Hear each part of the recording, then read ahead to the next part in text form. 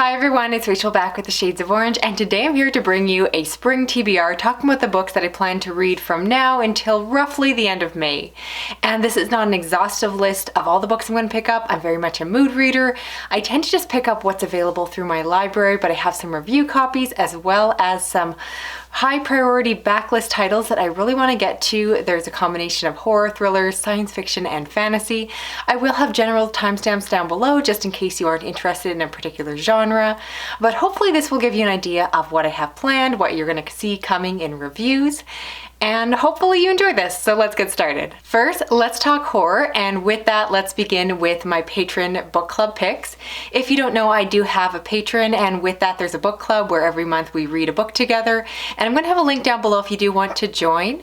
And for the month of February, we're going to be reading The Winter People by Jennifer McMahon, which is a reread for me, but one that I'm really eager to get back to. It's probably one of the first adult horror books I've read, and I know a lot of people would more classify it as suspense or thriller, but I'm going to revisit it and see if my thoughts have changed. This is a story told over two timelines, one being the present day following two sisters whose mother have gone missing in a snowstorm, and so they're trying to figure out what happened to her.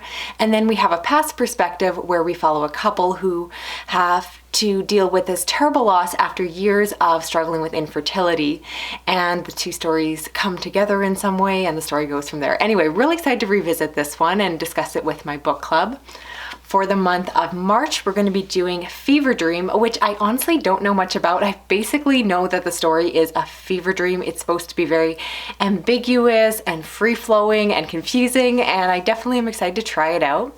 At the time of filming this, we have not yet finalized our pick for April, but if I remember, I'll put down the pick in the description box because I should know by the time that this video is posted. Our theme for April is folk horror, and at the moment it looks like the Twisted Ones by Kingfisher is going to win, but definitely that could change because there's still a lot of people who still need to vote at this point, so I'll keep you posted there.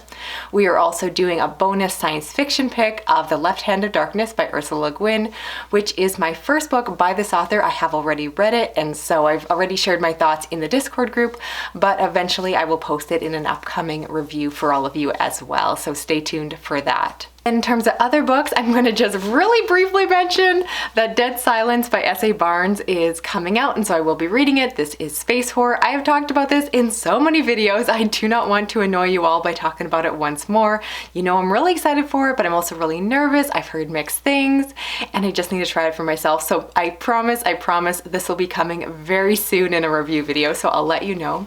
Along the same lines, also from Tor Nightfire, I'm going to be reading Sundial by Katrina Ward, which is about a woman who has a daughter, and her daughter is starting to say strange things. It sounds like the woman has her own past that she's trying to get away from and just lead a normal life. And the setup sounds really good. It sounds like the kind of thing I would typically enjoy, but I've had mixed experience with this author before, so who knows how I will get along with it. But again, one way or another, I will keep you posted and you'll get a review, so stay tuned there. I also have a review copy of A Black and Endless Sky by Matthew Leones. This is one that I don't know a lot about. It is a road trip story involving two siblings that are trying to reunite after a falling out. And again, it's kind of tropes that I really enjoy, and so I'm very excited to see where the horror is going to come into this story, and yeah, just check it out. I'm also hoping to finish out a cosmic horror trilogy from Rebellion. The first book is Beneath the Rising by Premi Muhammad. The second book is A Broken Darkness, and I gotta say, these covers are gorgeous. And so the third and final book in the trilogy is coming out. Essentially, the beginning of the story follows two best friends who were friends as childs, and then as adults they reunite. The woman is this brilliant scientist and designs this invention that accidentally rips a hole in the cosmic sphere, letting out and unleashing all of these terrible monsters. I've talked about this book in many videos. I've mistakenly called it science fiction horror, which you'll see in an upcoming video, but I really do enjoy these books, and I'm definitely excited to see where the author is going to take and finish out the series, so stay tuned. And one more from Tor Nightfire, and that is A Manhunt by Gretchen Felker Martin. And I understand that this is a post-apocalyptic story that centers around trans persons. I believe it's an own voices story, and you know me, I'm always looking for queer representation in my work, especially in horror, and so I'm very excited to get to this one. Post-apocalyptic fiction isn't always my thing, but I'm hoping again with that diverse aspect, it will hit home, and just obviously I want every book that I read to work for me. Should go without saying, I think. And if you have been following my channel for a while, you might be aware that I don't read as much indie horror as I used to. And just the fact that my tastes are changing, I'm getting a little bit pickier, and I'm really, again, only trying to pick up books that I really think I'm gonna love. But I got contacted by an author who offered me a book that was similar to some other things I've really loved. And so I did decide to accept it for review. So this will be coming soon, and that is Dracula Ascending by Sydney Wingate. And this is a gothic horror mashup that involves Dracula and Frankenstein. And normally I say that I don't love gothic fiction, but then I read The Dark Descent of Elizabeth Frankenstein by, I believe, Kristen White, and I love that book. And so this author reached out saying that her book had some similar feels. I sampled the beginning, and it definitely gave me those similar gothic vibes, which apparently I like now, so I need to try more gothic fiction. Feel free to drop some recommendations down below. I'm thinking I'm going to like more modern takes on gothic fiction rather than going back to the classics. But yes, I'm very interested to see how this one goes. I believe it's the beginning of a series, so possibly if I like this one, I would have more books to continue on with, so stay tuned. And I also want to try out The Ghost Track, which is a YA horror book out by the imprint Inkshares, who has put out a lot of iconic horror books over the last few years that have been very well received. This is technically young adult horror, which I don't read a ton of, but it essentially is described as a diverse take on Fear Street. We follow a young Latino boy, so it's an own voices story, who has some paranormal abilities and uses them to investigate the strange happenings in his town. And it just sounds like a lot of fun. I looked up the early reviews and it looks like it's been very well received, and so I do want to check it out. I want to find more YA horror that will work for me, and I'm very hopeful that this one will hit the case. So a very shiny book cover, but definitely I will report back once I get to it.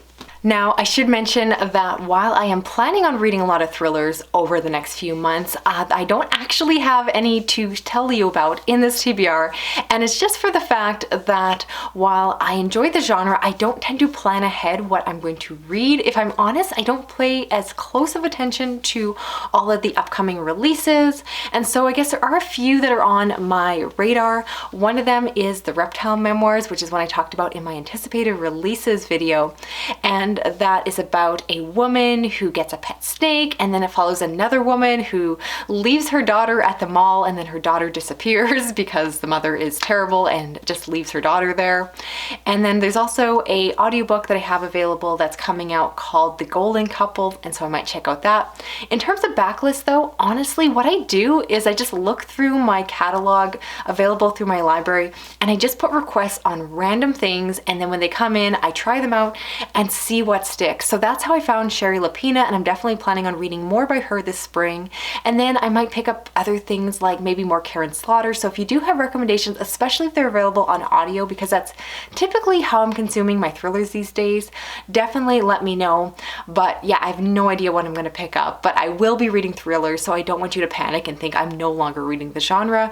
I just don't tend to plan ahead what I'm going to read, so it tends to be a bit of a free-for-all. Next, let's talk science fiction, and again, it's going to be a combination of review books as well as some really high priority backlist titles I'm excited to get to. So again, briefly mentioning that yes, I do have a review copy of The Cashew Preservation Society by John Scalzi, so very excited to pick this one up. They still have not announced who the audiobook narrator is going to be. Again, I'm hoping it's Will Wheaton because I might spend a credit even though I have the review copy and check it out that way, but I am very excited to get to this one. It's set during the world events of the present day and involves a man who gets involved in preserving animals, but not animals from our world, but another dimension. Just sounds really fun, and I'm up for that. I also got an early copy of a book from Angry Robot Books, and that is Bluebirds. And this is described as lesbians in space. It just sounds great. Lesbian gunslingers in space specifically. And I mean, how can I not be intrigued by that? It's coming out in February, so I'm hoping to get to this one soon. And yeah, this one kind of flew under my radar. so I'll keep you posted, as I say with every single book in this video. Next up from Orbit, I'm very excited that Nofik Gloss and the sequel Azure Ghost are coming out, and this is the first two books in a space opera series that I've been very excited about. It's a space opera series, but it also has some dark horror elements in it, and of course as a trilogy it's not yet complete, but I want to continue on with it, and yeah, it's just really fun, so I'm excited for that. Speaking of Orbit books, the second book in the Shards of Earth trilogy will be coming out this spring.